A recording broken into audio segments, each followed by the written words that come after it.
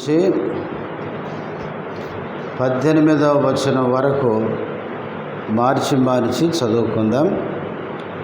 అపోస్తలుల కార్యములు 9వ అధ్యాయము 10వ వచనము నుంచి 18వ వచనం వరకు మార్చి చదువుకుందాం.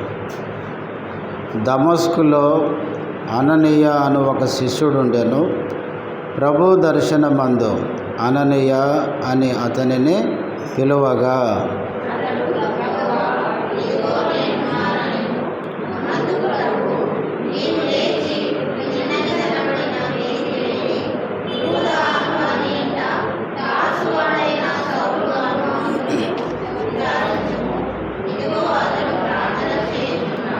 అతడు అననీయ అను ఒక మనుషుడు లోపలికి వచ్చి తాను దృష్టి పొందినట్లు తల మీద చేతులుంచుట చూచి ఉన్నాడని చెప్పాను.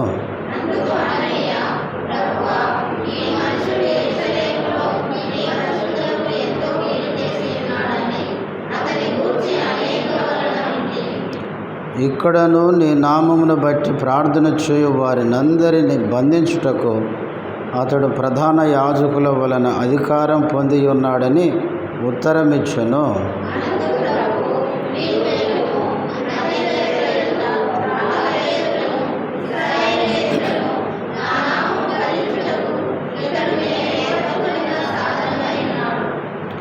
ఇతడు నా నామము కొరకు ఎన్ని శ్రమలను భరింపవలెనో నేను ఇతనికి చూపుదునని అతనితో చెప్పాను.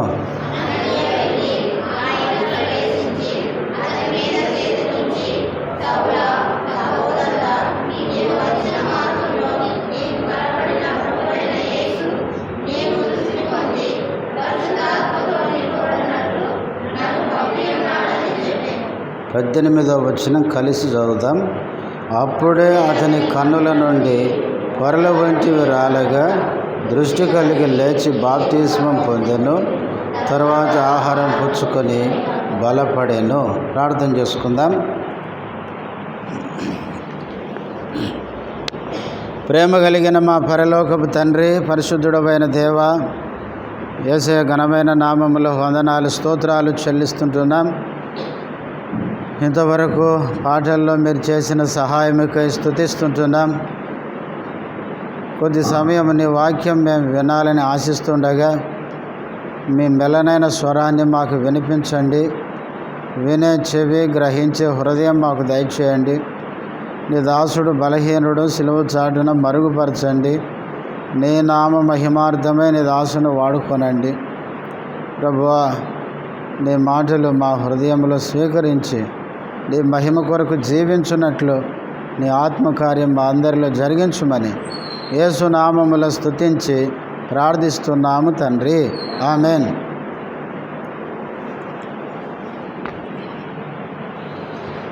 మనము పోయిన వారము మొదటి 9 వచనాలు మనం చదువుకొని దేవుని ప్రజలను హింసిస్తున్న, దేవుని సంఘాన్ని పాడు చేస్తున్న సౌలును ప్రభు దర్శించి ఏ విధంగా ఆయనని ప్రభు దర్శించినప్పుడు ఎలాంటి పరిస్థితులు ఆయన పొందాడో పోయిన వారం మనం చెప్పుకున్నాం. దుష్టుడైన దుర్మార్గుడైన సౌలును ప్రభు దర్శించిన విధానం మొదటి 9 వచనాల్లో మనం జ్ఞాపకం చేసుకున్నాం. ఈరోజు 10వ వచనం నుంచి 18వ వచనం వరకు ఉన్న భాగాన్ని కొద్ది నిమిషాలు మనం జ్ఞాపకం చేసుకుందాం. 10వ వచనం. దమస్కులో అననీయ అను ఒక శిష్యుడు ఉండెను. చాలా భాగం. ఇప్పుడు దమస్కులో ఎవరున్నారంటే అననీయ అనే ఒక శిష్యుడు ఉన్నాడు. అపోస్తలుల కార్యాల్లో 3 అననీయలు ఉన్నారని ఇంతకుముందే నేను చెప్పాను ఒకసారి. 5వ అధ్యాయంలో ఒక అననీయ ఉన్నాడు. అననీయ, సప్పీరా. వాళ్ళు దేవునికి ఇవ్వాలని భూమి అమ్మారు. కొంత దాచుకొని మిగతా తెచ్చి పేతురు పాదాల దగ్గర పెట్టి ఇంతకే అమ్మితిరా అంటే వాళ్ళు నిజం చెప్పక అబద్ధం చెప్పి ఏమైనారు, పడి చచ్చిపోయినారు. వాళ్ళు అందరితో పోయారు వాళ్ళు. తర్వాత ఇప్పుడు 9వ అధ్యాయంలో దమస్కులో ఒక అననీయ కనపడుతున్నాడు. ఈయన రెండవ వాడు. 3వ వ్యక్తి 23వ అధ్యాయం చూడండి. అపోస్తుల కార్యములు 23వ అధ్యాయం 2వ వచనం. అందుకు ప్రధాన యాజకుడైన అననీయ అతని నోటి మీద కొట్టుడని దగ్గర నిలుచున్న వారికి ఆజ్ఞాపింపగా. 3వ వ్యక్తి ప్రధాన యాజకుడైన అననీయ. అపోస్తుల కార్యాల్లో 3 అననీయలు ఉన్నారు. 5వ అధ్యాయంలో ఒక అననీయ, ఆయన్ని అబద్ధము చెప్పిన అననీయ అనుకుందాం. ఇప్పుడు 9వ అధ్యాయంలో శిష్యుడైన అననీయ, తర్వాత 23వ అధ్యాయంలో ప్రధాన యాజకుడైన అననీయ. బైబిల్లో ఇక్కడ అపోస్తుల కార్యాల్లో 3 అననీయలు ఉండడం మనం చూస్తున్నాం. ఈ అననీయ ఎవరంట? ఒక శిష్యుడు అని చదువుతున్నా. అయితే పౌలు రక్షించబడిన తర్వాత ఆయన ఇదే సందర్భాన్ని గురించి 22వ అధ్యాయంలో చెప్పేటప్పుడు ఈయన గురించి ఇంక 2 మాటలు చెప్పాడు. చూడండి 22వ అధ్యాయం 12వ వచనం. అంతటా ధర్మశాస్త్రము చొప్పున భక్తిపరుడును అక్కడ కాపురమున్న యూదులందరి చేత మంచి పేరు పొందిన వాడునైనా అననీయ అను ఒకడు నా యొద్దకు నిలిచి. చాలమ్మ. ఇక్కడ ఈ అననీయ గురించి పౌలు మాట్లాడుతూ ఏమన్నాడంటే, ధర్మశాస్త్రము చొప్పున ఈయనెవరు? భక్తిపరుడు అన్నాడు. తర్వాత యూదులందరి చేత మంచి పేరు పొందినవాడు అన్నాడు. ఈ అననీయ గురించి ఇప్పుడు 3 మాటలు మనకు గుర్తుకొస్తున్నాయి కదా. 1 శిష్యుడు, 2 భక్తిపరుడు, 3 మంచి పేరు కలిగిన వాడు. శిష్యుడు అంటే అర్థం ఏంటంటే నేర్చుకునేవాడు అని అర్థం. గురువు దగ్గర ఉండి గురువు చెప్పే మాటలు విని నేర్చుకునేవాడు. మన గురువు ఎవరు? యేసుప్రభు అన్నాడు, గురువు అని ఎవరికి మీరు పెట్టద్దు, మీ అందరికీ గురువు నేనే అని చెప్పినాడు. మనమందరం ఎవరము? శిష్యులకు చెప్పినాడు యేసుప్రభు, మీరు సర్వలోకానికి వెళ్ళి సువార్త చెప్పి నా నామమున బాప్తిజం ఇచ్చి వారిని నాకు శిష్యులుగా చేయమన్నాడు. ప్రభువు నమ్మిన మనమందరము శిష్యులమే. శిష్యులంటే నేర్చుకునేవారు. మన గురువైన ప్రభు మనకు నేర్పించేవాడు. శిష్యులమైన మనము నేర్చుకునే వారంగా ఉండాలి.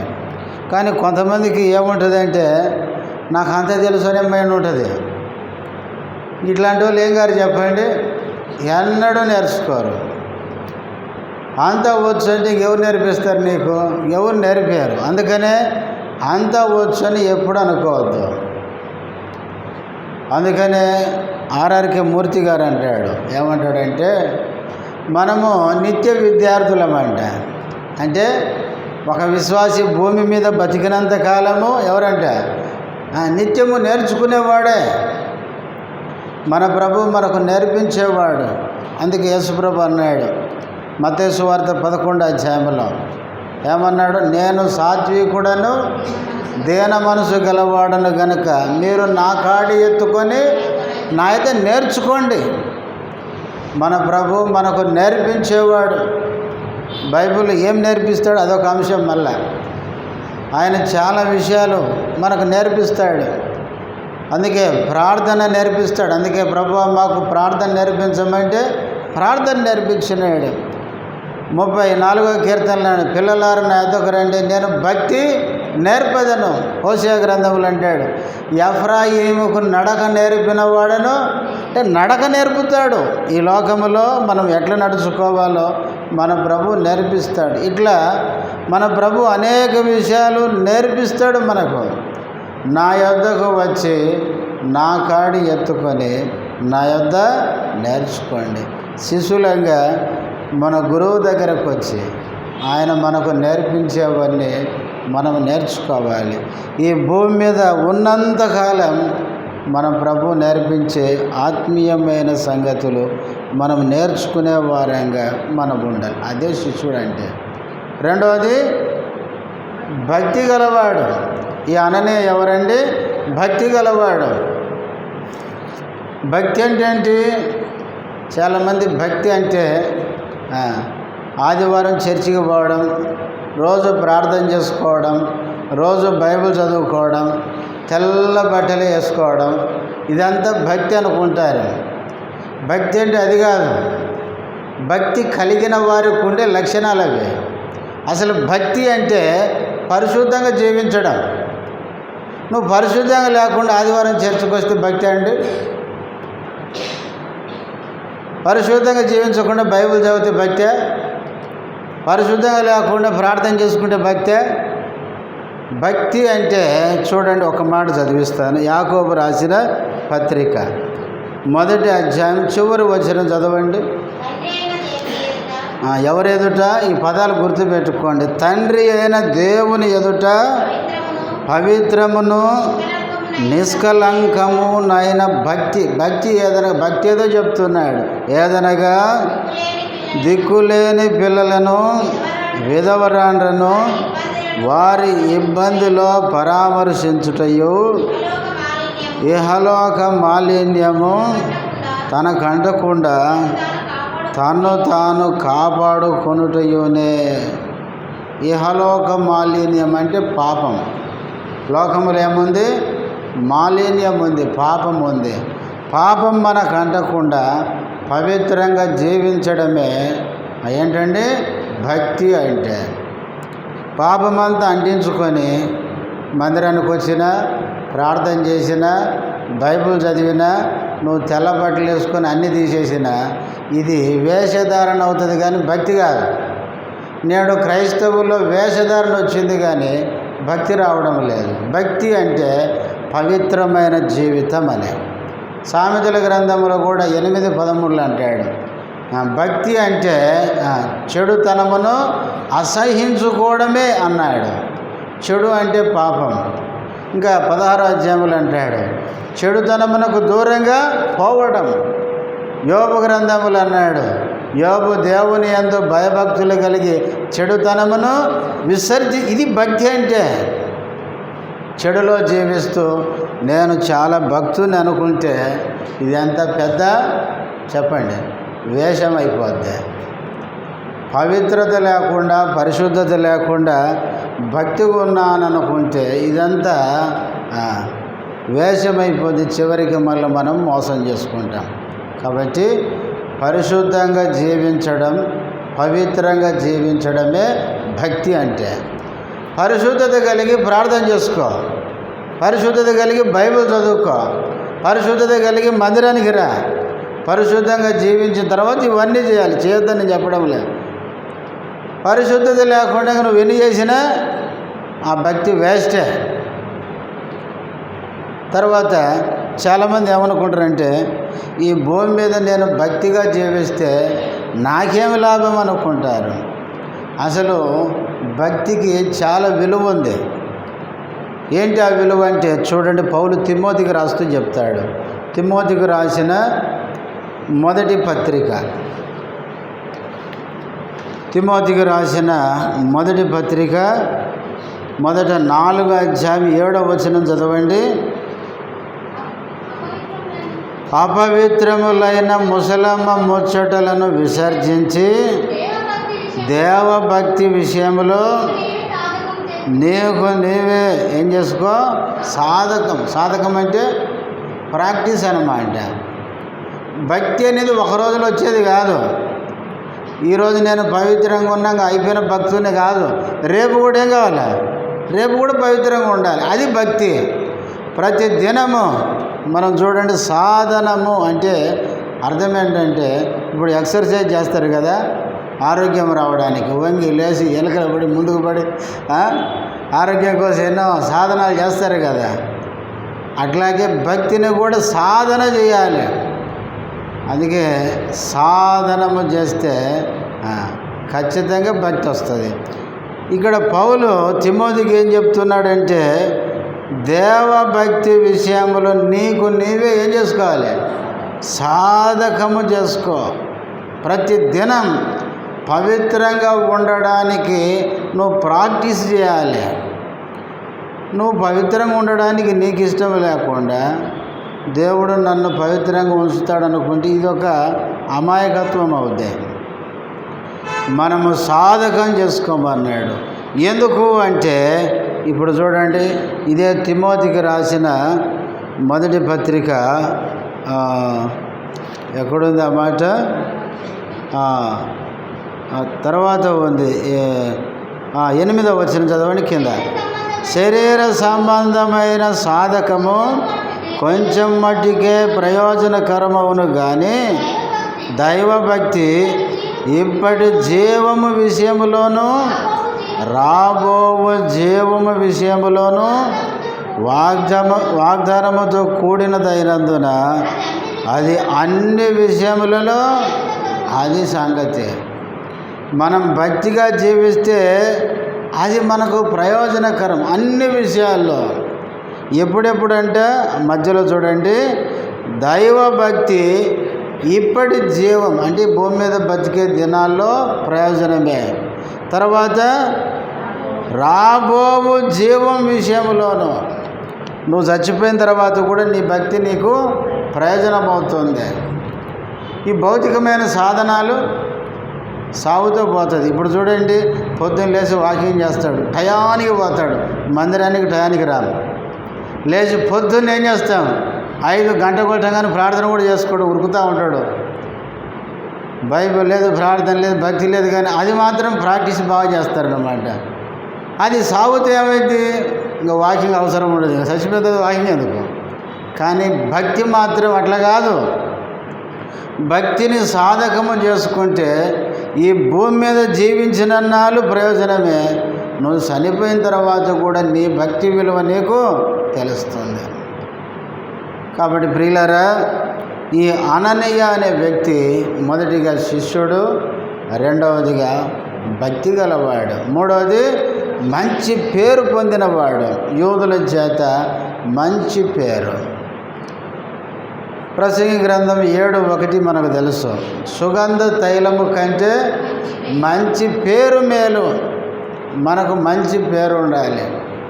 మంచి పేరు ఎట్లా వస్తుంది చెప్పండి. చూడండి, సామెతలు 3వ అధ్యాయం, సామెతల గ్రంథం 3వ అధ్యాయం ఎన్నో వచనం చదవండి. 3వ అధ్యాయము 3వ వచనం చదవండి.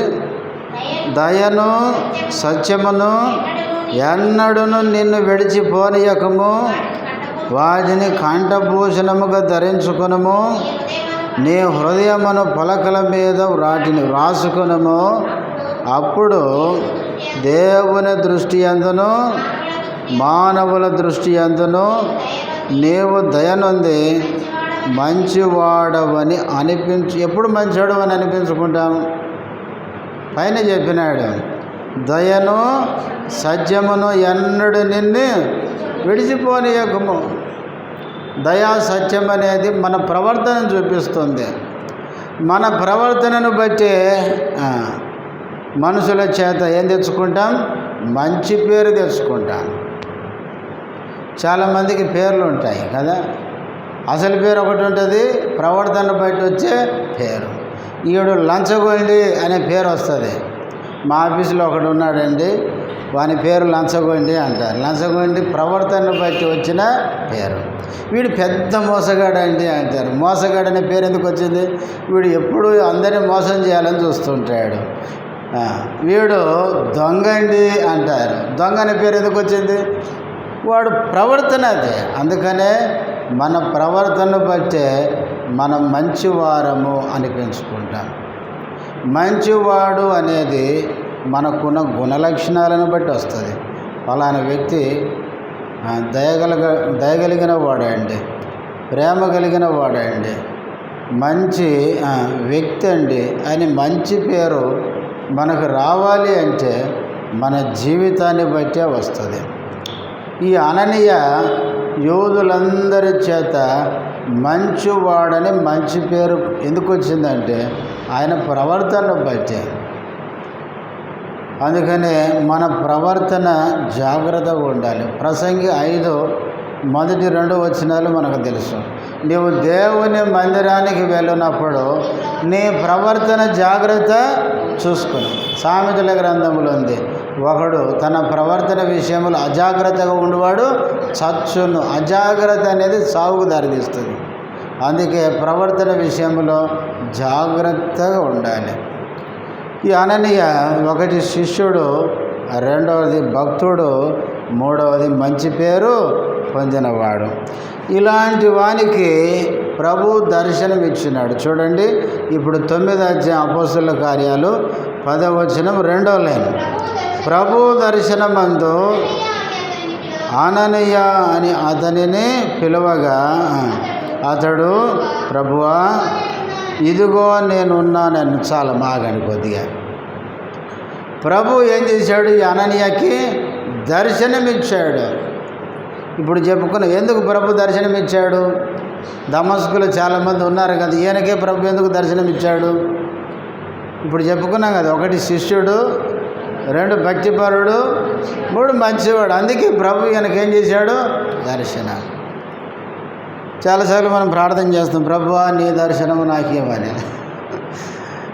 ఎట్లా వస్తాయి దర్శనాలు చెప్పండి?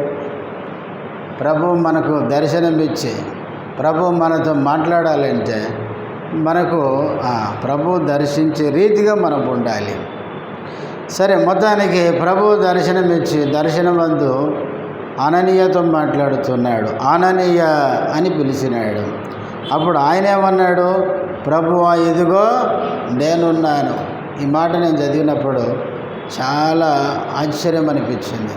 ఏంటి ఆశ్చర్యం అంటే, నేనున్నాను అనే దాంట్లో అర్థం ఏంటో తెలుసా? నువ్వేం చెప్పినా నేను చేయడానికి నేను ఉన్నాను అని. మనమంటాం ఈ మాట, ప్రభు మన దగ్గరకు వచ్చి మన పేరు పెట్టి అననీయ దగ్గర మన పేరు రాస్తే, ప్రభువా నేనున్నానయ్యా, నువ్వేం చెప్తే చేస్తాను అంటామండి. ప్రభు మనకు దర్శనం ఇచ్చి ఏదైనా చెప్తే చేస్తామా? ఏమంటాం? ఎవరు లేరా అంటాం కదా. నేనే దొరికినాను అంటాం. యెషయా గ్రంథం 6వ అధ్యాయం 8వ వచనంలో కూడా దేవుడు అంటాడు ఏమని, నా నిమిత్తము ఎవడు పోవును అంటే యెషయా ప్రవక్త అంటాడు, నేనున్నాను నన్ను పంపమ్మా. మనం అంటామా? మనము ప్రభు పనులు చేయడానికి, ప్రభు ఉద్దేశం మనం నెరవేర్చడానికి. ప్రభువా, ఇంగ్లీష్ బైబిల్లో భలే ఉంది, ఐ యామ్ హియర్ అని ఉంది. నేనున్నాను ఇక్కడ. నేను ఎందుకున్నానంటే నువ్వు ఏది చెప్పినా అది నేను చేయడానికి. అననీయ ఎంత మంచివాడంటే, ప్రభు అననీయ అనేసరికి ఆయన అన్నాడు, ప్రభువా నువ్వేం చెప్పినా చేయడానికి నేను రెడీగా ఉన్నాను. మనం కూడా అట్లాంటి మంచి మనసు ఉండాలి. ప్రభు ఏది చెబితే అది మనం విని చేయడానికి ఐ యామ్ హియర్ అన్నట్టు ఉండాలి. ప్రభు నేను ఇక్కడ ఉన్నాను, నువ్వు చెప్పు నేను చేస్తా అన్నట్లు ఉండాలి.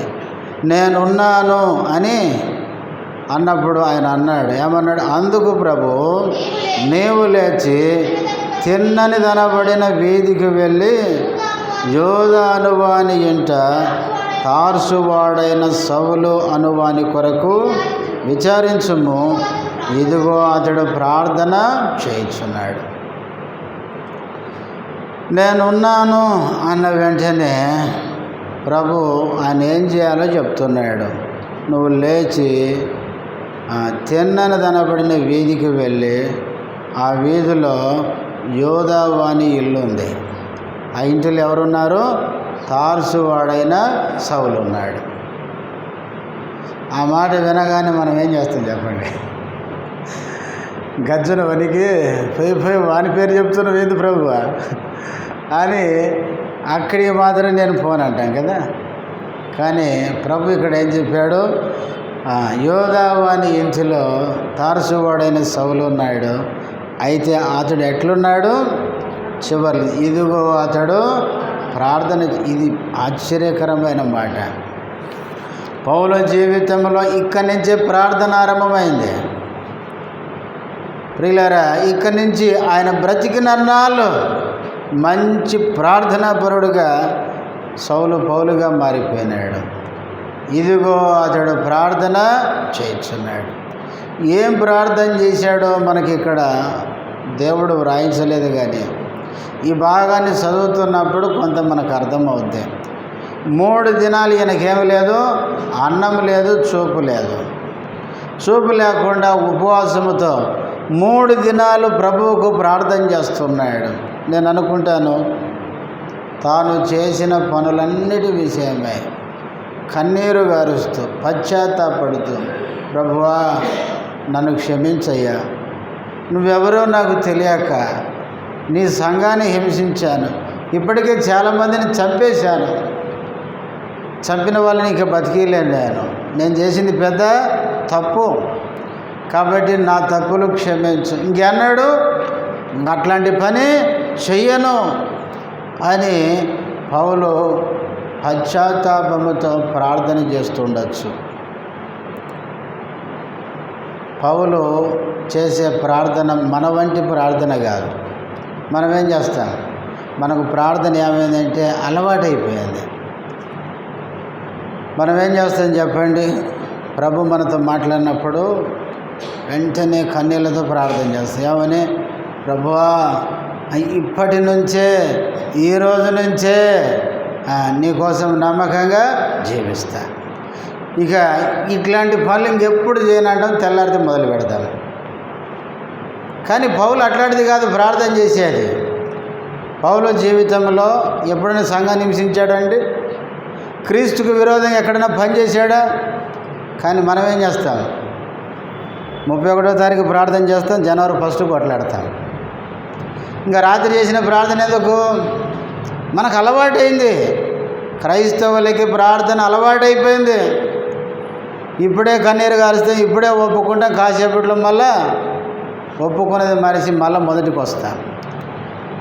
సౌలు చేస్తున్న ప్రార్థన మనలాంటి ప్రార్థన కాదు. ఇదిగో అతడు ప్రార్థన చేయుచున్నాడు అని దేవుడే, ప్రభువే చెప్పినాడంటే ఆ ప్రార్థన చాలా ఏంటంటే తీర్మానముతో కూడిన ప్రార్థన. సౌలు తన పాపం విషయమే చేసిన ప్రార్థన విషయంలో ఇంకెన్నడూ అట్లాంటి పని చేయడానికి ఆయన జీవితంలో సాహసించలేదు. బైబిల్లో చూడండి, ఇక తర్వాత మనం చూస్తాం. ఇదే సౌలు ప్రార్థన చేశాడు, తర్వాత పౌలుగా మారినాడు. ఈ పౌలు సౌలుగా ఉన్నప్పుడు చేసిన పనులు ఎన్నడూ చేయలేదు. కానీ మనమైతే ఎన్ని ప్రార్థనలు చేస్తాం, మళ్ళీ అదే పనులు రిపీట్ మళ్ళా చేస్తూనే వస్తాం. అందుకే ప్రియులారా, మన గురించి ప్రభు చెప్పలేడు. ఏమని? యెరూషలేములో ఈ సిస్టర్ ప్రార్థన చేస్తుంది. ఎట్లా చెప్తాడు ఆయన? చేస్తాము, ఒప్పుకుంటాము, చేస్తాము, ఒప్పుకుంటే ప్రభు చెప్పలేడు మన గురించి. ఇదిగో ఈ సహోదరుడు ప్రార్థన చేస్తున్నాడని చెప్పాలంటే నిజమైన పశ్చాత్తాపం, నిజమైన ఒప్పుకోలు, ప్రభు కొరకు నిజంగా హృదయంలో నుంచి మనం చేసే ప్రార్థనని ప్రభు చూసినప్పుడు ఆయన కూడా అంటాడు, సౌలు గురించి చెప్పినట్లే నీ గురించి నా గురించి కూడా చెప్తాడు. ఇదిగో అతడు ఏం చేస్తున్నాడు? ప్రార్థన చేస్తున్నాడు. పిల్లరా, సౌలు గురించి ప్రభు అననీయాకు ప్రత్యక్షమై దర్శనములో ఏమన్నాడంటే, నీవు తిన్నని తన వీధిలోకి వెళ్ళు, యోదావాని ఇల్లు ఉంది, ఆ ఇంటిలో తార్సు వాడైన సౌలు ఉన్నాడు, అతడు ఏం చేస్తున్నాడు? ప్రార్థన చేస్తున్నాడు. ఎంత గొప్ప మాట ఇది! మనుషులు చెప్పింది కాదు, ఇది ప్రభు చెప్పింది. అతడు ప్రార్థన చేస్తున్నాడు అని. మన గురించి కూడా, మనం చేసే ప్రార్థన గురించి కూడా ప్రభు ఇతడు ప్రార్థన చేస్తున్నాడని చెప్పాలంటే సౌలు చేసిన ప్రార్థన లాంటి ప్రార్థన మనం చేయడం నేర్చుకోవాలి. అప్పుడే ఒప్పుకొని అప్పుడే మళ్ళా పాత బతుకును బయట పెడితే ప్రభు నువ్వు చేసిన ప్రార్థనగా లెక్కిస్తాడు అండి. ఇదిగో క్రీస్తు దాసు ప్రార్థన చేస్తున్నాడని చెప్పాలంటే నేను ఏ ప్రార్థన చేస్తానో ఆ ప్రార్థన కట్టుబడి నేను జీవించినప్పుడు నా ప్రార్థన ప్రభు అంటాడు వీడు వేసేదారి, వీడు చేసే ప్రార్థన ఉత్తదే అని చెప్తాడు ఆయన. కాబట్టి మన ప్రార్థన గురించి కూడా ఇతడు ప్రార్థన చేస్తున్నాడు అని చెప్పాలంటే మన ప్రార్థన నిజమైన, అందుకే బైబిల్లో నిజముగా మొరపెట్టు వారికి ఆయన సమీపంగా ఉంటాడు. కాబట్టి ఇదిగో అతడు ప్రార్థన చేయుచున్నాడు అని చెప్పినాడు. 12వ వచనం, అతడు అననీయ అనొక మనుషుడు లోపలికి వచ్చి తాను దృష్టి పొందినట్లు తల మీద చేతులుంచుడు చూచి ఉన్నాడని చెప్పాను. ఇక్కడ అతడు అంటే ఎవరు? సౌలు కూడా యూదావాని ఇంటిలో ఉండి ఏం చూస్తున్నాడంట? మీకు అర్థమైంది వచనం. అతడు అననీయ అనే ఒక మనుషుడు సౌలు దగ్గరికి వచ్చి దృష్టి పొందినట్లు తల మీద చేపెట్టి ప్రార్థన చేస్తున్నట్టు ఎవరు చూస్తున్నారు? సౌలు చూస్తున్నాడంట. నేను ఈ భాగం చదివినప్పుడు విచిత్రం ఏంటంటే అక్కడేమో అననీయాకు ప్రభు దర్శనం ఇచ్చి నువ్వు సౌలు దగ్గరికి వెళ్ళమని అక్కడ దర్శనంలో మాట్లాడుతున్నాడు. ఇక్కడ సౌలుకు దర్శనం చూపిస్తున్నాడు. ఏంటని? ఏం దర్శనం? ఆ అననీయ ఇక్కడికి వచ్చి తల మీద చేతులు పెట్టి ప్రార్థించినట్లు. చూడండి ప్రభు కార్యాలు ఎట్లా ఉంటాయో. అక్కడ ఆయనకు దర్శనంలో నువ్వు వెళ్ళని చెప్తున్నాడు, ఇక్కడ ఈయనకు దర్శనంలో ఆయన వస్తాడని చూపిస్తున్నాడు. మనము నిజంగా సౌలు వల్లే ప్రార్థన చేస్తే ప్రభు ఇట్లాంటి కార్యాలు చేస్తాడు. ఇప్పుడు కూడా మన ప్రార్థన సరైనది కాదు కాబట్టి ఎప్పుడు ఇట్లాంటివి కనపడతాయండి. ఎప్పుడైనా చూసినారు ఎవరైనా మీ దగ్గరకు వచ్చినట్టు లేదని సేవ పెట్టినట్టు? ఎప్పుడైనా మనకు దర్శనాలు వస్తే దయ్యాలు వచ్చినట్లు, భూతాలు వచ్చినట్లు, కొండ మీద పోయినట్లు, జారి కింద పడినట్టు, యానం బస్సుపై గుద్దుకున్నట్టు కదా, ఇట్లాంటివి. కానీ సౌలుకు అననీయ వచ్చినట్టు తల మీద చేయి పెట్టినట్లు ఆయన కోసము ప్రార్థిస్తున్నట్లు అతడు చూచుచున్నాడు అని ప్రభు చెప్తున్నాడు. ఈ మాట చదివినప్పుడు నాకు 10వ అధ్యాయం గుర్తుకొచ్చింది. ఇది అపోస్తలుల కార్యం 10వ అధ్యాయంలో కొర్నేలి తన ఇంటిలో ఏం చేస్తున్నాడు? ప్రార్థన చేస్తున్నాడు. కొర్నేలికి ప్రభు దూత వచ్చి కొర్నేలి అని మాట్లాడి నువ్వు యొప్పేకి వెళ్ళి మనుషులను పంపించి అక్కడ పేతురు అనే మనుషుడు ఉన్నాడు సీమోని అంట, అతన్ని పిలిపించుకో అని ఇక్కడ దర్శనంలో చెప్పిరాడు. దూత ద్వారా ఇక్కడ ప్రత్యక్షమే చెప్పి ఈయన 2 వ్యక్తులను యొప్పేకి పంపించేసరికి అక్కడ పేతురు కూడా దర్శనం ఇచ్చినాడు కదా. పేతురుతో దేవుడు అన్నాడు, ఏమన్నాడు? నీకోసం 2 మనుషులు వస్తున్నారు, నువ్వు కిందికి పోయిన వెంటనే వాళ్ళు వస్తారు, వాళ్ళు నిన్ను రమ్మన్నప్పుడు నేను రాను అనొద్దు, వాళ్ళతో వెళ్ళు అని చెప్పినాడు. అక్కడేమో కొర్నేలికి పేతురుని పిలిపించుకో అని చెప్పిన ఆ ప్రభువే ఇక్కడ పేతురుని వాళ్ళతో కూడా వెళ్ళమని దర్శనంలో చెప్పినాడు. చూడండి బైబిల్ ఎట్లుందో చూడండి. అయితే ఒక విచిత్రం ఏంటంటే ఒక విషయము, ఇక్కడ సౌలు ప్రార్థన చేస్తున్నాడు, అక్కడ కూడా కొర్నేలి పేతురు కూడా ప్రార్థనే చేసినారు. నేను చెప్తున్నాను కదా, ప్రార్థన చేస్తే దేవుడు జరగబోయే విషయాలు కొన్ని చూపిస్తాడు. బైబిల్లో కొన్ని జరగబోయేటివి ప్రభు మనతో చెప్తాడని బైబిల్ మనకు నేర్పిస్తుంది. చూడండి, మీకు ఒక 2 మాటలు చదివిస్తాను. ఆమోసు గ్రంథం 3వ అధ్యాయం 7వ వచనం, తన సేవకులైన ప్రవక్తలకు తాను సంకల్పించిన దానిని బయలుపరచకుండా ప్రభు అయిన యెహోవా ఆయన ఏదైనా చేసేటప్పుడు ఆయన చేయకముందు తన సంకల్పాలు తన సేవకులకు ప్రవక్తలకు ఏం చేస్తాడంటే వాటిని బయలుపరుస్తాడంట. అంటే దేవుడు చేయకముందు చేసే వాటిని తన సేవకులైన ప్రవక్తలకి ఆయన తెలియజేస్తాడు అని చెప్పినాడు. మనకు తెలుసు ఆదికాండము 18వ అధ్యాయంలో 19వ అధ్యాయంలో దేవుడు సొదొమ గొమొర్రా పట్టణాలు ఏం చేయబోతున్నాడు? నాశనం చేయబోతున్నాడు. అయితే 18వ అధ్యాయంలో దేవుడు ఆ సంగతి ముందు ఎవరికి బయలుపరిచాడు? అబ్రహాముకు. దేవుడు అనుకున్నాడు, ఈ సంగతి అబ్రహాముకు నేను దాచెదనా అంటే దాచుకోలేకపోయినాడు. అబ్రహాము తన దాసునికి చెప్పకుండా ఉండలేకపోయినాడు. దేవుడు కొన్నిసార్లు చేయబోయే విషయాలు తన దాసులకి నిజంగా తన బిడ్డలైన వారికి ఆయన తెలియజేస్తాడు. అందుకనే ప్రియులారా, బైబిల్లో అననీయతో ప్రభు చెప్పినాడు, నువ్వు వెళ్ళు అని చెప్పినాడు. అదే సమయంలో అక్కడ సౌలు కూడా చూపిస్తున్నాడు.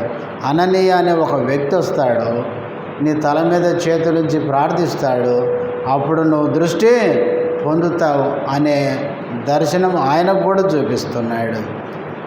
మనం నిజంగా భక్తి కలిగి ప్రార్థించే వారమైతే కొన్నిసార్లు మన జీవితంలో జరగబోయే విషయాలను మనకు చూపిస్తాడు. కొంతమంది దైవ సేవకుల్ని నేను ఎరుగుదును. ఆయన చచ్చిపోయే ముందు భార్య పిల్లలందరినీ పిలుచుకొని కూర్చోబెట్టి, ఈ రాత్రి ప్రభువు నన్ను పిలుస్తున్నాడు, మీరందరూ ఎట్లుండాలి, జాగ్రత్తగా ఉండండి అని వాళ్ళకు ధైర్యం చెప్పి ఆ రాత్రి ప్రభు సన్నిధికి వెళ్ళిన భక్తులు దైవజనులు కొందరు ఉన్నారు. కాబట్టి మన జీవితంలో మనం ప్రియులారా భక్తి కలిగి జీవిస్తే మన పట్ల దేవుని సంకల్పం ఏంటో ఆయన మనకు చూపిస్తాడు. కనుకనే ఇక్కడ అననీయను వెళ్ళమని చెప్తున్నాడు. సౌలుకు అననీయ వచ్చి ప్రార్థిస్తున్నట్లుగా చూపించినాడు. తర్వాత 13వ వచనం, అందుకు అననీయ, ప్రభువా, ఈ మనుషుడు యెరూషలేములో నీ పరిశుద్ధులకు ఎంతో కీడు చేసి ఉన్నాడని అతని గురించి అనేకుల వల్ల వింటిని, ఇక్కడను నీ నామమును బట్టి ప్రార్థన చేయు వారందరినీ బంధించుటకు అతడు ప్రధాన యాజకుల వలన అధికారము పొంది ఉన్నాడని ఉత్తరమిచ్చాను. ఇప్పుడు అననీయ ఏం చేశాడంటే ప్రభుతో చెప్తున్నాడు, ప్రభువా, నువ్వు వెళ్ళమంటున్న ఆ మనుషుడు ఎట్లాంటి వాడు నేను చెప్తా విను అని. ఆ మనుషుడు ఎట్లాంటి వాడు అంటే, యెరూషలేములో ఉండే నీ పరిశుద్ధులకు ఎంతో, మామూలుకి ఎంతో అనే పదం చాలా భయంకరమైన ఘోరమైన పనులు చేసినట్టు చెప్తున్నాడు. ఎంతో కీడు చేశాడు. ఈ నువ్వు వెళ్ళమంటున్నావు చూడు, ఆ సౌలు ఎలాంటి వాడంటే నీ పరిశుద్ధులకు ఎంతో కీడు చేశాడు. అంతేకాదు, అసలు ఈ దమస్కు వచ్చిందే దేనికి? ఇక్కడుండే దేవుని బిడ్డలను కూడా హింసించడానికి వచ్చాడు అని నేను విన్నాను అని హృదయంలో ఉన్న తన భయాన్ని చెప్పుకున్నాడు. అననీయ వెళ్ళకముందు ఏం చేశాడంటే ఆయన హృదయంలో ఉన్న బాధ ఆయన చెప్పుకున్నాడు. నువ్వు వెళ్ళమంటున్నావు, ఎవరి దగ్గరికి వెళ్ళమంటున్నావో తెలుసా? అతడు మంచోడు కాదు, ఆయన ఇట్లాంటి వాడు అని చెప్తున్నాడు. చెబితే ప్రభు అన్నాడు 15వ వచనం, అందుకు ప్రభు, నీవు వెళ్ళుము, అన్యజనుల ఎదుటను రాజుల ఎదుటను ఇశ్రాయేలు ఎదుటను నా నామమును భరించుటకు ఇతడు నేను ఏర్పరచుకున్న సాధనమై ఉన్నాడు. అబ్బా, ఈ వచనం చదివితే మీకేమనిపించిందో కానీ నాకు చాలా ఆశ్చర్యం అనిపించింది. 15వ వచనం చివరిలో ఏం చెప్పాడు? ఇతడు నేను ఏర్పరచుకున్న సాధనమై ఉన్నాడు. అక్కడ నెంబర్ వేసి కిందేముంది? పాత్ర అయ్యి ఉన్నాడు. ఎటువంటి వాడు? 8వ అధ్యాయం 3వ వచనంలో దేవుని పిల్లల్ని ఈడ్చుకెళ్ళి చెరలో వేసి హింసించి సంఘాన్ని పాడు చేసినవాడు. 9వ అధ్యాయం 1వ వచనంలో శిష్యుల్ని బెదిరించినవాడు, హత్య చేసినవాడు, దమస్కునకు కూడా దేవుని పిల్లల్ని హింసించడానికి వచ్చినవాడు. ఇట్లాంటి వాణి పట్టుకొని ప్రభు ఏమన్నాడు? ఇతడు నేను ఏర్పరచుకొనిన సాధనం అన్నాడు. మనమైతే ఏమంటాం చెప్పండి? ప్రభువా ఇట్లాంటి వాడా ప్రభువా, ఇతడు అన్ఫిట్ ప్రభువా, అసలు నీ పనికే రాడు అంటాం కదా. వాస్తవంగా సౌలును దేవుడు దేవుని పనికి ఎన్నుకున్నాడు, నియమించుకున్నాడంటే ఆ దినాలు మనకైనా ఉన్నామనుకోండి, ప్రభువా ఈ సౌలా ప్రభువా, ఈ సౌలు పనికిరాడు ప్రభువా, నీ సేవకు బొత్తిగా పనికిరాడు, ఇతడు ఎట్లాంటి వాడో నీకేమైనా తెలుసా అని ప్రభువుకు మనం చెప్తాం. ప్రభువుకు అన్నీ తెలిసి అనుకున్నాడు. సౌలు ఎంత దుర్మార్గుడో ప్రభువుకు తెలుసు. అయినా ప్రభు ఏమన్నాడంటే ఇతడు నేను ఏర్పరచుకొనిన సాధనం, పాత్ర. ఎందుకని కొన్నాడు? పౌలే చెప్తాడు చూడండి, తిమోతికి రాసిన మొదటి పత్రిక 1వ అధ్యాయం, తిమోతికి రాసిన మొదటి పత్రిక 1వ అధ్యాయం 12-13 వచనం. పూర్వము దోషకుడను హింసకుడను హానికరుడనైన నన్ను తన పరిచర్యకు నియమించి నమ్మకమైన వానిగా ఎంచినందుకు నన్ను బలపరిచిన మన ప్రభు అయిన క్రీస్తుకు కృతజ్ఞుడనై ఉన్నాను. తెలియక అవిశ్వాసం వలన చేసి తిని గనుక కనికరింపబడి తిని. పూర్వము తిమోతి నేనెవరిని? దోషకుడను హింసకుడను హానికరు.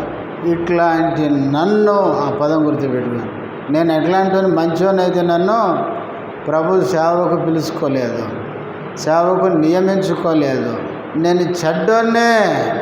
తిమోతి చెప్తున్నాడు తిమోతికి పౌలు, దోషకుని హింసకుని హానికరుడనైన నన్ను అని తర్వాత అన్నాడు. తన పరిచర్యకి ఏం చేశాడు? నియమించి. నేను మంచోనైతే నన్ను దేవుడు నియమించుకోలేదు, తిమోతి నేను చెడ్డవాడినే. అయితే ఎందుకు నన్ను నియమించాడు? తర్వాత ఏమంటాడు? నమ్మకమైన వానిగా ఎంచినందుకు. ఈ మాట చదివితే చాలా ఆశ్చర్యం అనిపించింది. పౌలును ప్రభు ఏం చేశాడంట? నమ్మకమైన వాడు అని ఎంచుకున్నాడంట. నిజంగా ఇది ఎంత గొప్ప విషయం కదా. దోషకుడు హింసకుడు హాని చేసేవాడు నా పని నమ్మకంగా చేస్తాడని దేవుడు లెక్కించుకున్నాడు. మనం నమ్ముతామండి, ఒకటి చెడ్డోడంటే నా ఆఫీసులో పనిచేద్దురారని చెప్తామా? ఎందుకు ఎన్ను పెట్టుకుని ఇడు దొంగడు మోసగాడంటే ఇది నేను నమ్మానంటామా? దేవుని ఉద్దేశాలు చూడండి ఎంత గొప్పవో.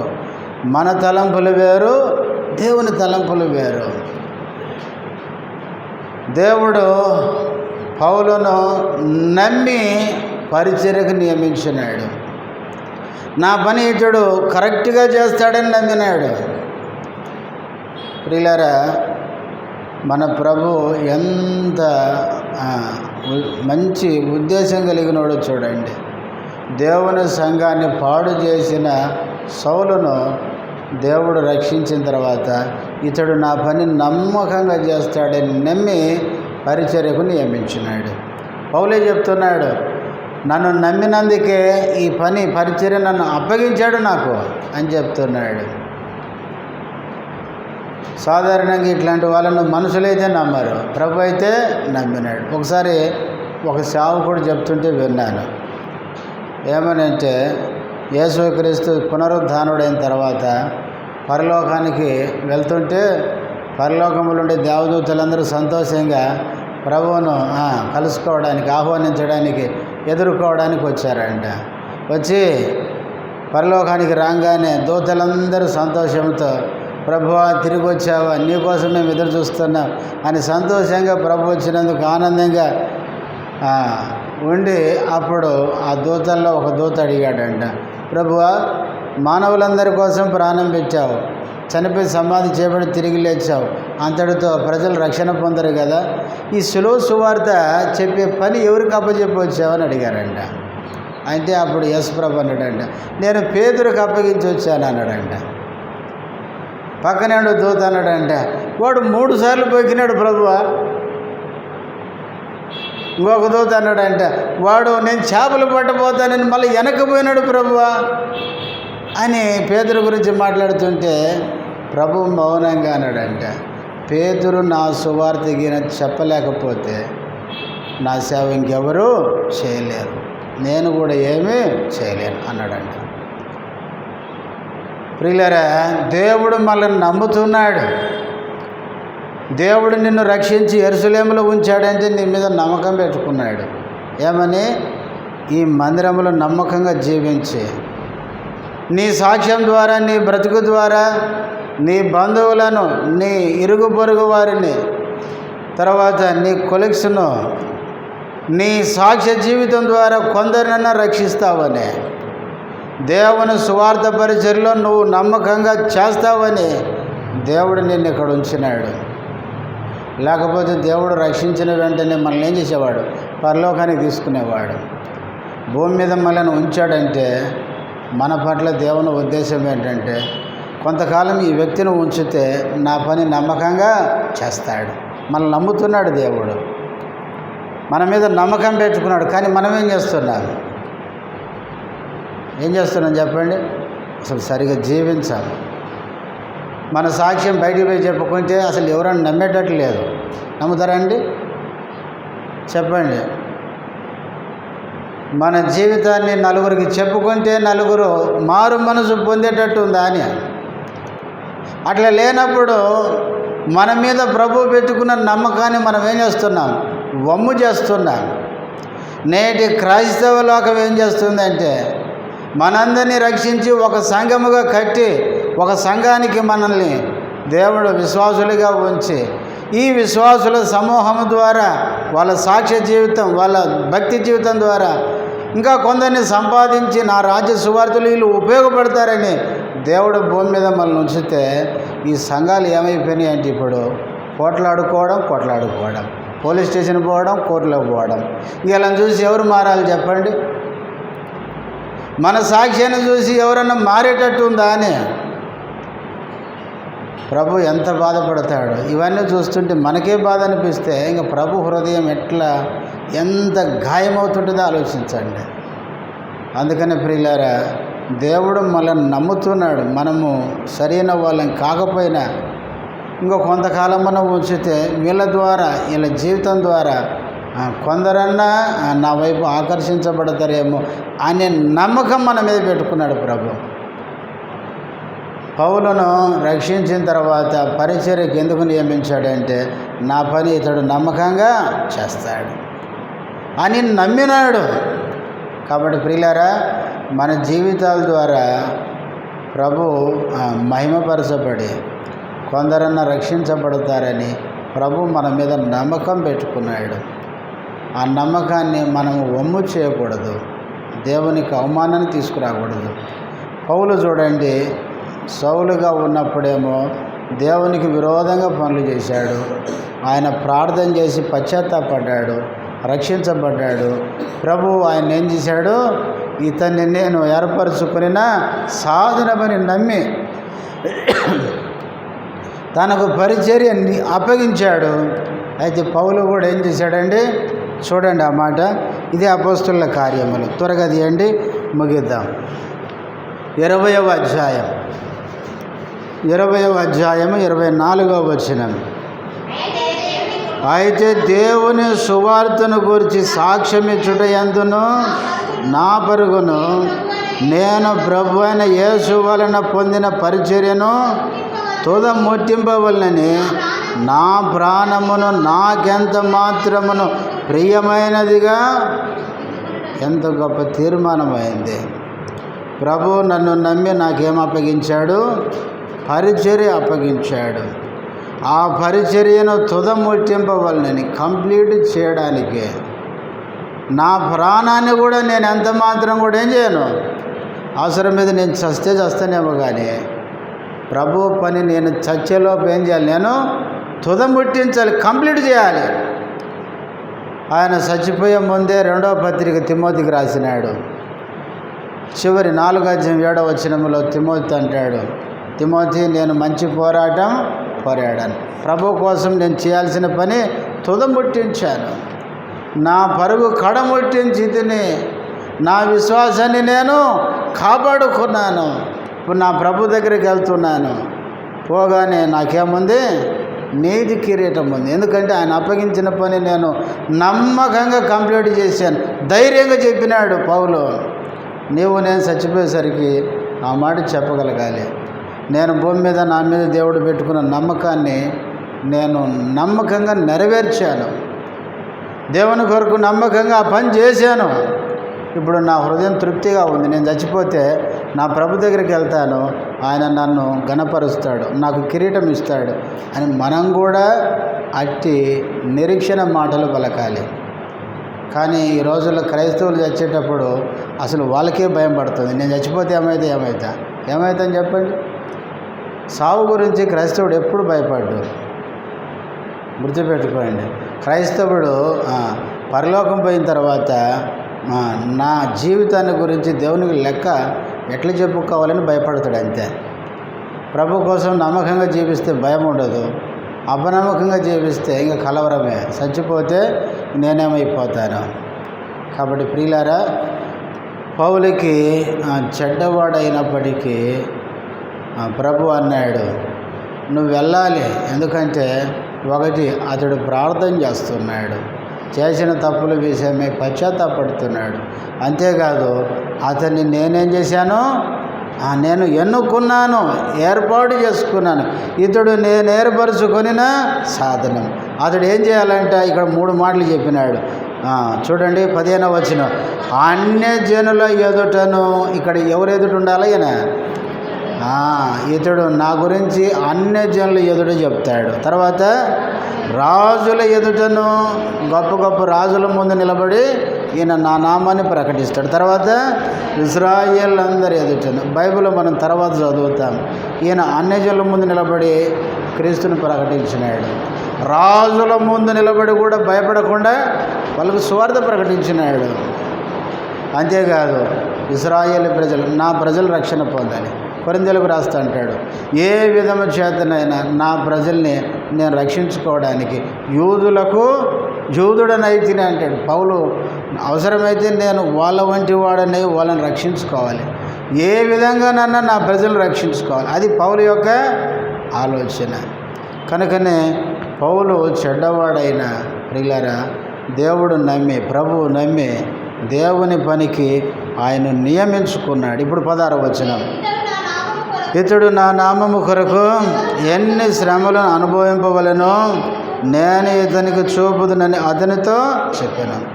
ఇతడు రాబోయే దినాలు ఏం కాబోతున్నాడు? నా కొరకు ఎన్ని శ్రమలు అనుభవింపవలెనో ముందే చెప్తున్నాడు. పౌలు ప్రభు కోసం ఏమవుతాడంటే ఎన్నో శ్రమలు పడబోతున్నాడు. నిజంగా నాకు తెలిసి పాత నిబంధనలో యోబు, కొత్త నిబంధనలో పౌలు, వీళ్ళిద్దరూ పడిన శ్రమలు ప్రభు కోసం ఇంక ఎవరు నాకు తెలిసి పడలేదు. చూడండి 2 మాటలు చదువుదాం. కొరింథీయులకు రాసిన 2వ పత్రిక, త్వరగా తీయండి, 11వ అధ్యాయం 23వ వచనము నుంచి. వారు క్రీస్తు పరిచారకుల వెర్రివాని వలె మాట్లాడుచున్నాను, నేనును మరి ఎక్కువగా క్రీస్తు పరిచారకుడును ప్రయాసపడి తిని చెరసాలలో ఉంటిని, అపరిమితంగా దెబ్బలు తిన్నాను, ప్రాణాపాయంలో ఉన్నాను, 40 దెబ్బలు తింటిని, బెత్తాలతో కొట్టబడి తిని, రాళ్ళతో కొట్టబడి తిని, ఓడ పగిలి శ్రమపడి తిని, సముద్రంలో గడిపి తిని, ప్రయాణాలలోనూ ఆపదల్లోనూ దొంగల వలన ఆపదల్లోనూ, స్వజనుల వలన ఆపదలోను, అన్యజనుల వలన ఆపదలోను, పట్టణముల ఆపదల్లోనూ, అరణ్యముల ఆపదల్లోనూ, సముద్రముల ఆపదల్లోనూ, కపట సహోదరుల వలన ఆపదల్లోనూ ఉంటిని. ప్రయాసముతోనూ కష్టములతోనూ, తరచుగా జాగరణలతోనూ, ఆకలి దప్పుతులతోనూ, తరచుగా ఉపవాసములతోనూ, చలితోనూ, దిగంబరత్వముతోనూ ఉంటిని. చెప్పినవి కొన్ని అంట. చెప్పాల్సినవి కొన్ని కాదు, అనేక. పదం గుర్తుపెట్టుకోండి. బైబిల్లో సున్నా పుల్లు అన్ని ప్రాముఖ్యమే. ఇంకా చెప్పాల్సినవి కొన్ని కాదు, అనేకం. అంటే ఇంకా చాలా పెద్ద లిస్ట్ ఉంది. అవన్నీ ఇంకా చెప్పలేదు ఆయన. చెప్పినవి ఎక్కువ, ఇంకా చెప్పాల్సినవి అనేకం. అంటే ఇంకా చాలా పెద్ద లిస్ట్ అయితే అది అనేకం. ఇంకా నేను చెప్పలేకపోతున్నా అన్నాడు. ఇన్ని శ్రమలు పడ్డాడు. కొలసీలకు రాసిన పత్రిక 1వ అధ్యాయం. కొలసీలకు రాసిన పత్రిక 1వ అధ్యాయం 24వ వచనం. ఇప్పుడు మీ కొరకు నేను అనుభవించుచున్న శ్రమల యందు సంతోషించుచు సంఘము అను ఆయన శరీరము కొరకు క్రీస్తు పడిన పాటలలో కొదువైన వాటి యందు నా వంతు నా శరీరమందు సంపూర్ణము చేయుచున్నాను. ఇప్పుడు మీ కొరకు నేను అనుభవించుచున్న శ్రమలలో నేను ఆల్రెడీ కొలసీ పత్రిక రాసే సమయానికి పౌలు ఎక్కడున్నాడు? చెరసాల జైల్లో ఉన్నాడు. మీకోసం నేను శ్రమలు అనుభవిస్తున్నాను. అయితే జైల్లో నేను దుఃఖంగా లేను. ఎట్లున్నానో సంతోషించచ్చు. వాస్తవంగా శ్రమలో ఉన్న వ్యక్తి ఏమని రాస్తాడు చెప్పండి? నేను జైల్లో ఉన్నా, టయానికి అన్నం దొరుకుతలేదు, నాకు స్నానం చేసుకోవడానికి ఇబ్బంది అవుతుంది, నాకు ఇక్కడ చాలా ఇబ్బందులు ఉన్నాయి, త్వరగా విడుదల పొందినట్లు నా కోసం ప్రార్థన చేయండి అని చెప్పాలి. కానీ జైల్లో కూడా నేను ఎట్లున్నా సంతోషంగా. ఈ మాట ఎవరు చెప్పగలుగుతారంటే సంపూర్ణంగా దేవుని మీద ఆధారపడిన వాళ్ళు. శ్రమలో కూడా సంతోషించడం, శ్రమలో సంతోషిస్తూ ఇంకేమంటాడు? సంఘమును ఆయన శరీరము కొరకు క్రీస్తు పడిన పాటలలో కొదువైన వాటి యందు నా వంతు నా శరీరమందు సంపూర్ణం చేయించున్నాను. ఇప్పుడు పడేదే కాదు, ఇంకా నేను చచ్చిపోయే వరకు క్రీస్తు కొరకు ఇంకెన్ని పడాలో అవి నేనేం చేసుకుంటా? సంపూర్ణం చేసుకుంటా. నిజంగా ఇంకెప్పుడు ఇట్లాంటి పరిస్థితి రాకుండా ఇంకా నా కోసం ప్రార్థన చేయంటలేడు ఆయన. ఇంకా బ్రతికిన దినాల్లో ప్రభువు కోసం ఎన్ని శ్రమలు నేను పడాలో అవి ఏం కావాలి? సంపూర్ణం కావాలి. నిజంగా ఈ పదాలు మనం చదువుతుంటే మన జీవితంలో ఎన్నడూ ఇట్లాంటివి మనకు తెలియదు. శ్రమే తెలియదు, వచ్చినప్పుడు సంతోషమే తెలియదు. శ్రమలు వచ్చినప్పుడు సంతోషంగా ఉంటాం చెప్పండి. అసలు ఎంత బాధపడిపోతామో కదా. శ్రమల్లో కృంగిపోతాము. నాకే బాధలు రావాలా, ఏంది బాధ అని ఎంత నిరుత్సాహం. పౌలు నేను మీ కొరకు పడుతున్న శ్రమల్లో సంతోషిస్తున్నాను. నేను చచ్చిపోయే వరకు నేను ఎన్ని శ్రమలు పొందాలని దేవుని ఉద్దేశమో అవన్నీ నేనేం చేయాలి? సంపూర్ణం చేయాలి.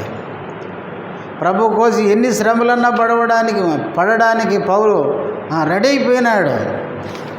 పిల్లరా, మనం ఎప్పుడూ కూడా క్రీస్తు కోసం ఎన్ని శ్రమలు వచ్చినా భరించడానికి సిద్ధంగా ఉండాలి.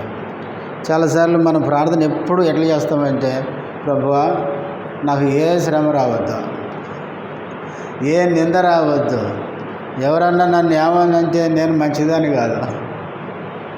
అదే మన ప్రార్థనలన్నీ వేరుగా ఉంటాయి.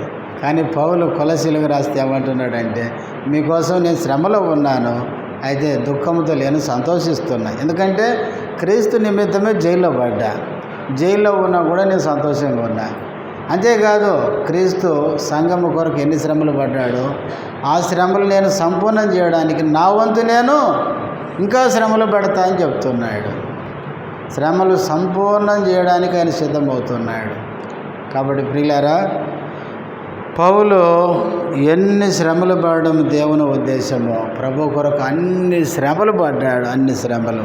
తర్వాత 9వ అధ్యాయం అపోస్తలుల కార్యములు 17వ వచనం. ప్రవేశించి చేతులుంచి, సౌలా సహోదరుడా, నీవు వచ్చిన మార్గంలో నీకు కనపడిన ప్రభు అయిన యేసు నీవు దృష్టి పొంది పరిశుద్ధ ఆత్మతో నింపబడినట్లు నన్ను పంపి ఉన్నాడని చెప్పాను. అననీయ ప్రభు చెప్పినట్లే ఆ యోధాని వాని ఇంటికి వచ్చినాడు. పౌలు తల మీద చేతులుంచి పౌలుని ఏమవుతున్నాడు, యెరూషలేములో ఉన్న పరిశుద్ధులకు కీడు చేసినవాడా అంటున్నాడా అండి? సౌలా సహోదరుడా. చూడండి, అననీయ కూడా ఈ మాట పలకాలంటే సౌలు చేసిన పనులన్నీ ఏం చేయాలండి? మర్చిపోవాలి, క్షమించాలి. పరిశుద్ధులకు ఎంతో కీడు చేశాడని తెలిసిన ఈ అననీయ తల మీద చేపెట్టి ఇట్లా కూడా అనలేదు. ఏమని? ఇంతవరకు చేసినావు, ఇప్పటికన్నా అన్నాడు. అట్లా సౌలా సహోదరుడా అన్నాడు.